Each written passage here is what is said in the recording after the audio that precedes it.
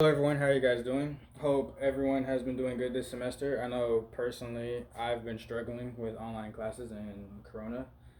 I don't have Corona, never got it. But my name is Marcus, and I will be doing the fundamentals of basketball, dribbling, for elementary kids, grades 3 through 5th. And this is very simple, and the disability will be for kids who have autism or are on the spectrum. And the reason why I chose dribbling with basketball is because it's pretty simple. You don't really need too much of a modification. You just gotta, for the most part, you just really have to make it fun for your kids so that they're engaged and that they're listening and paying attention.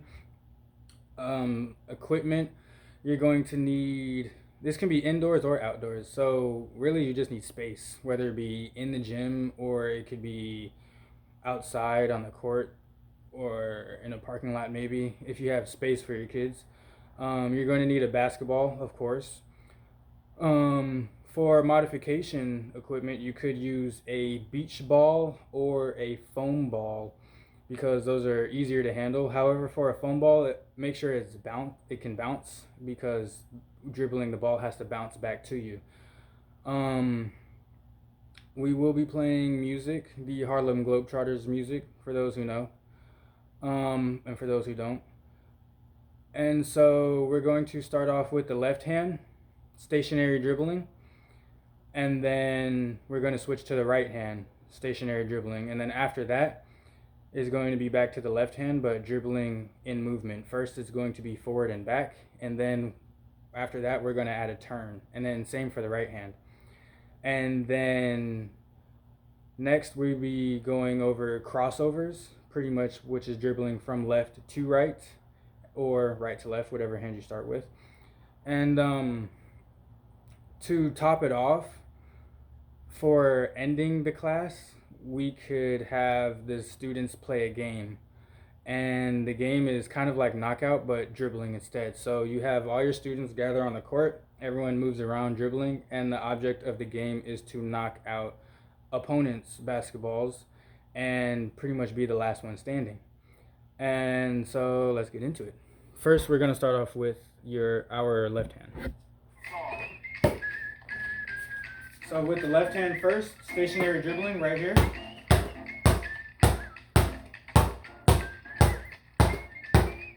Me personally, I don't need to look down.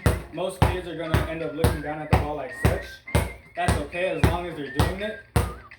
But as time progresses during this, you want to tell your kids to keep your eyes up. Make sure they have a bend at the knees, chest over. And then we're going to switch to the right hand. Right here, stationary dribbling.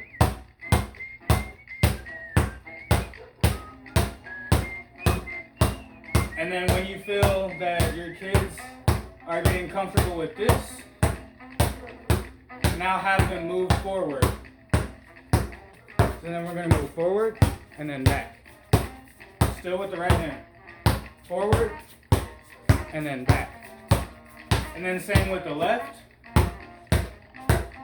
Forward and back.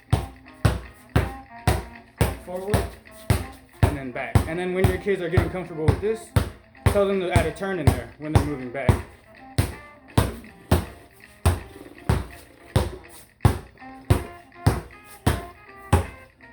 And then we're going to switch hands back to the right. Same thing, forward and back, but with the turn.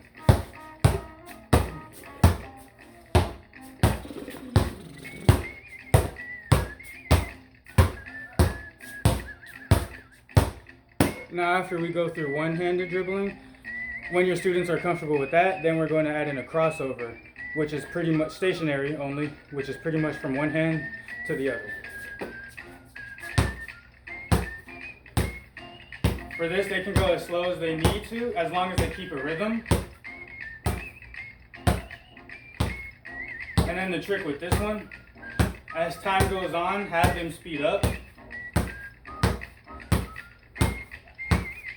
And then see if you can challenge them and have them go as fast as they can.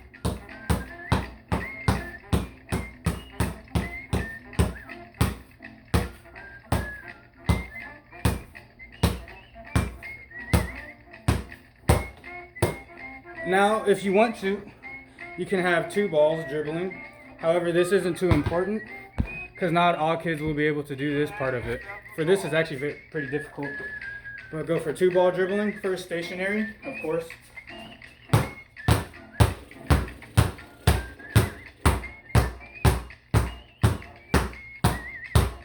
And then when they get comfortable with that, have them start going forward and back.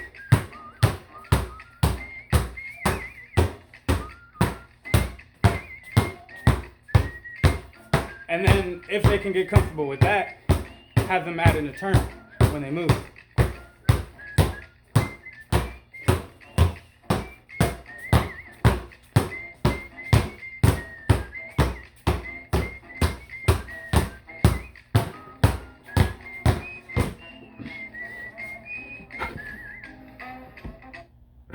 And of course, during an actual class period, these drills are going to be longer, because you want to make sure every student can get comfortable with the drills and is learning and or paying attention.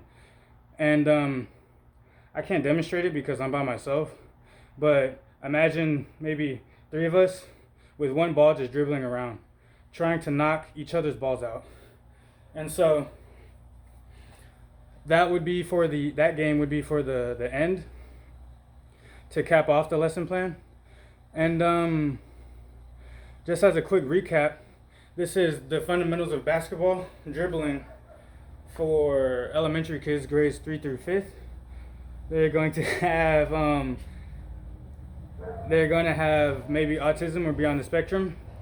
And as a modification, you don't really need anything too big. Again, just maybe a beach ball or a foam ball, something that's easy to handle, that's light, if not a basketball.